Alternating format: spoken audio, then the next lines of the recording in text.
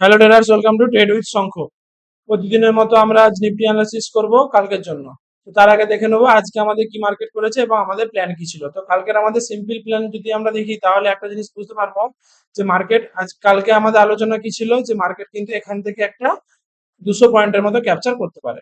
কালকের আমাদের simple analysis ছিল। এটা কেন অ্যানালিসিস ছিল?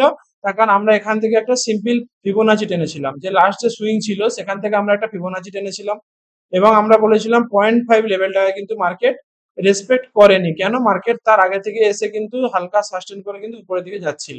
তো মার্কেটের কাছে কিন্তু এই লেভেলটা কিন্তু মার্কেটের জন্য ইম্পর্টেন্ট ছিল এবং মার্কেট এই জায়গাটাকে কিন্তু একটা রেজিস্ট্যান্স হিসাবে কাজ করবে এবং এখান থেকে কিন্তু পরবর্তী মেন টার্গেট ছিল এটা। তো সেই জন্য আমাদের অ্যানালিসিস ছিল যে মার্কেট কিন্তু 0.618 এবং এই যে রেজিস্ট্যান্সটা আছে মার্কেট কিন্তু এত দূর অব্দি যাবে এবং এটাও বলেছিলাম যে আমরা 200 পয়েন্টের মধ্যে একটা র্যালি পেতে পারি। ঠিক আছে, তো মার্কেট যথারীতি কাট কপি পেস্ট কি করেছে, মার্কেট হালকা হচ্ছে কি করেছে, হালকা গ্যাপ আপ খুলেছে, দেন সেখান থেকে কিন্তু কন্টিনিউয়াসলি কিন্তু উপরের দিকে গেছে। ঠিক আছে, তো যাই হোক কালকের জন্য আমাদের প্ল্যান কি থাকবে? কালকের জন্য যে আমাদের সিম্পল প্ল্যান যদি আমরা দেখি, ডেলি চার্ট, ডেলি ক্যান্ডেল কি আছে, একটা বিগ একটা নর্মাল একটা বুলিশ ক্যান্ডেল বানিয়েছে। কিন্তু এটা কি ক্যান্ডেল আমাদের আলোচনায় ছিল আগের দিন, গত 2-3 দিন, 2 থেকে 3 দিন ধরে আমরা আলোচনা করছি। কি আলোচনা করছি?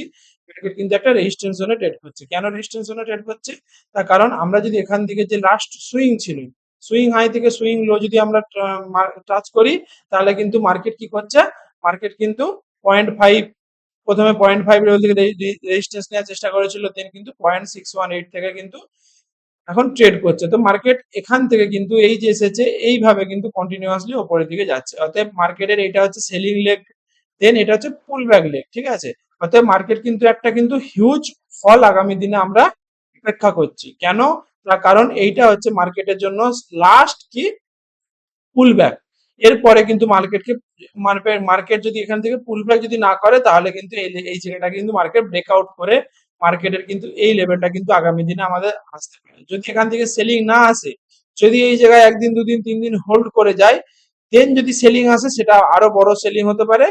আদারওয়াইজ কি হতে পারে, মার্কেট এখান থেকে যদি সাইডওয়েজ হয়, দেন যদি কোনো ব্রেকআউট করে তাহলে কিন্তু মার্কেট এই লেভেলটা কিন্তু আগামী দিনে আমাদের আসতে পারে। ঠিক আছে, তো আমাদের এখন কালকের জন্য প্ল্যান কি থাকবে? কালকের জন্য যদি আমাদের প্ল্যান দেখি তাহলে 30 মিনিট স্ট্রাকচার কি দেখবো, মার্কেট কিন্তু কি কাইন্ড অফ বুলিশ স্ট্রাকচার বানিয়েছে। কেন?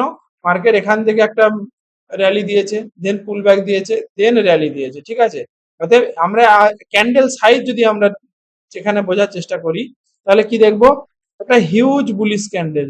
ঠিক আছে, দেন সেলার এখানে অ্যাক্টিভেট হয়েছে, সেলার চেষ্টা করেছে কিন্তু ফেল হয়ে গেছে, দিয়ে আবার বুলিশ সেন্টিমেন্ট, দেন কন্টিনিউয়াসলি বুলিশ সেন্টিমেন্ট। ঠিক আছে, তো মার্কেট কিন্তু এই যে লেভেলটা আছে এটা কিন্তু সেলারদের লেভেল।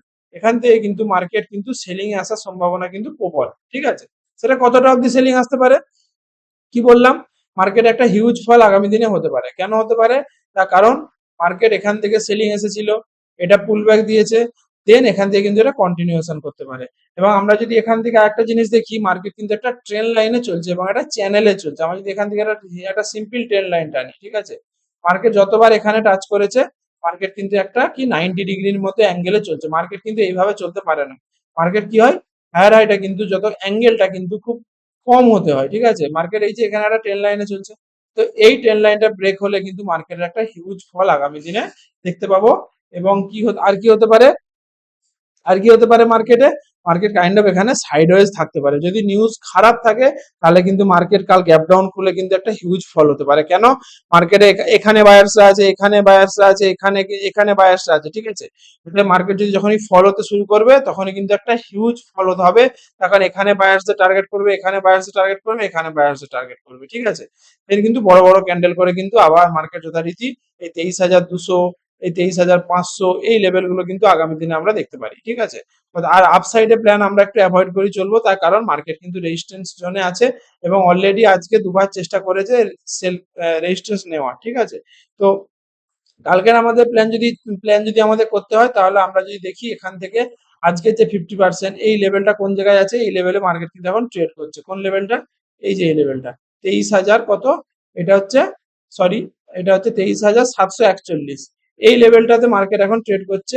এই লেভেলের নিচে যদি ট্রেড করে কাল, এই যে সাপোর্টটা আছে এই লেভেলের নিচে যদি ট্রেড করে তাহলে কিন্তু মার্কেট একটা সেলিং আসতে পারে এবং সেলিংটা কিন্তু একটা খুব বড় সেলিং হবে, ঠিক আছে, প্রায় 250-300 পয়েন্টের মতো একটা সেলিং আসতে পারে। যদি গ্যাপ ডাউন না খোলে, যদি গ্যাপ ডাউন খুলে তাও ঠিক আছে, যদি গ্যাপ ডাউন না খোলে তাহলে কিন্তু মার্কেট যদি গ্যাপ আপ না খুলে যদি এর ওপরে যদি না যায়, ঠিক আছে, তাহলে যদি এর এর নিচে কি এর ক্লোজিং প্রাইসের নিচে থাকে তাহলে কিন্তু মার্কেট একটা হিউজ সেলিং কাল আমরা প্ল্যান করলে করতে পারি, ঠিক আছে। তো এর সাথে যদি আমরা পিসিআর দেখি, পিসিআর কি বলছে, kind of sideways PCR, bullish PCR নয় এটা। এর সাথে যদি আমরা ডাটাও ম্যাচ করি, ডাটা যদি আজকের আমাদের আপডেট হয়েছে কিনা জানি না, আমরা দেখে নেবো যে ডাটা কি করেছে আজকে। 13/3/26 ডাটা আপডেট হয়ে গেছে, তো ডাটাটাও আমরা আপডেট করে নিই, 1 মিনিট।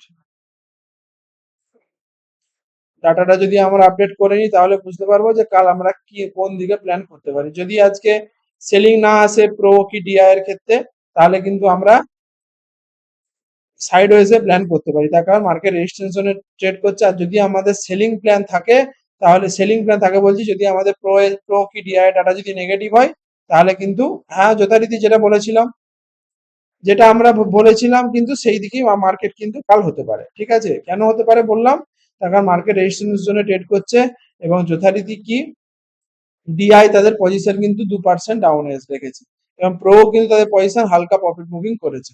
তো মার্কেট কি করতে পারে কাল, মার্কেট কিন্তু কাল এখান থেকে একটা ইমিডিয়েটলি ফল করতে পারে, কতটা অবধি, মার্কেটের ওভারঅল যে সাপোর্ট আছে সেই লেভেল অবধি কিন্তু মার্কেট ফল করতে পারে। সেই সাপোর্টটা কোথায় আছে, মার্কেট আমরা যদি দেখতে পাই, মার্কেটের নেক্সট বেস্ট সাপোর্ট কোথায়, আমরা যদি এখান থেকে একটা এই যে সুইংটা আছে এখান থেকে যদি আমরা একটা ফিবোনাচি টানি তাহলে কিন্তু 23,600 23,500 কিন্তু মার্কেটের জন্য একটা ইমিডিয়েট সাপোর্ট জোনের হিসাবে কাজ করবে, ঠিক আছে। তো কাল কিন্তু আমরা এই প্রায় কত পয়েন্ট বললাম, প্রায় 200 থেকে 250 পয়েন্টের মতো কিন্তু আমরা একটা ফল কালকে আমরা এক্সপেক্ট করলেও করতে পারি, ঠিক আছে। তো যাই হোক, তো আমাদের প্ল্যান এইটুকুই। আজকে আমরা যদি প্ল্যান ফলো করতাম তাহলে কিন্তু একটা হিউজ আমরা পুলিশ মুভমেন্ট পেতাম। আর কালকে যদি আমরা দেখবো প্রাইস অ্যাকশন কি বানাচ্ছে, অলরেডি মার্কেট 5 মিনিট স্ট্রাকচারে লোয়ার হাই লোয়ার লো বানাচ্ছে, ঠিক আছে, এবং মার্কেটের যে ইমিডিয়েট একটা সাপোর্ট ছিল 23,764, সেই লেভেলটা ব্রেক করে ক্লোজিং দিয়েছে। এরপর মার্কেটে ইমিডিয়েট সাপোর্ট কোথায় আছে, 23,680, এই লেভেলটা মার্কেটের সাপোর্ট আছে। এই লেভেলটা যদি ব্রেক করে দেয় তাহলে কিন্তু মার্কেটের ইমিডিয়েট সাপোর্ট 23,500, 23,500, 23,400, এই লেভেল কিন্তু মার্কেট আগামী দিনে টেস্ট করতে পারে, ঠিক আছে।